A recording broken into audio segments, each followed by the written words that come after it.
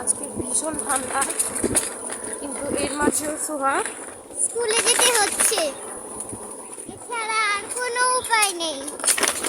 হুট করে স্কুলটা খুলে দিয়েছে আর আমার মাথা ঘুরাচ্ছে শীতে। শীতের কোনো ছুটিই দেয় না, ভাল লাগে।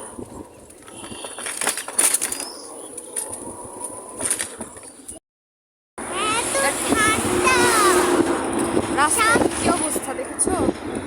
একদম ঠান্ডায় গরম। সামনে কিছু দেখা যায় না। হ্যাঁ, অনেক কুয়াশা পড়েছে আজকে। আর একদম দেখেন ওইখানে কিচ্ছু দেখা যায় না, অনেক ঠান্ডা। আজকে একটু বেশিই ঠান্ডা। আর ওইদিকে পাখিরাও বসে আছে আমাদের মতো, যে যার স্কুলে যাচ্ছে। আর আমাদের রাস্তায় যাওয়ার অনেক বেশি পাখি ছিল।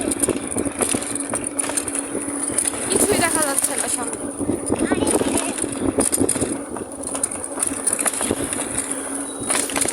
অনেক ঠান্ডা, শীতকাল অনেক তো ঠান্ডা। এই জন্য।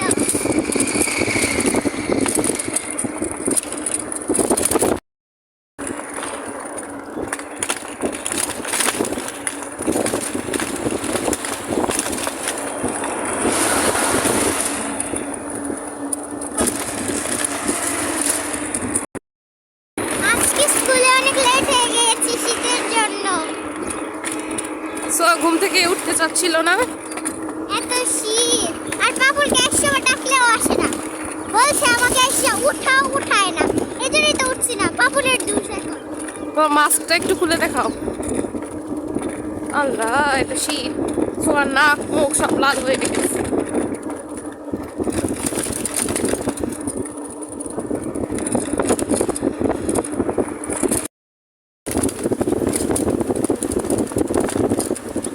এখানে তো আরো শীত, কিছুই দেখা যায় না। এই শীতেও সবাই বাজারে এসেছে। তেল বাজার না করে খাবে কি, বুঝে না। রেল ক্রসিংটা একদম ঢেকে গেল।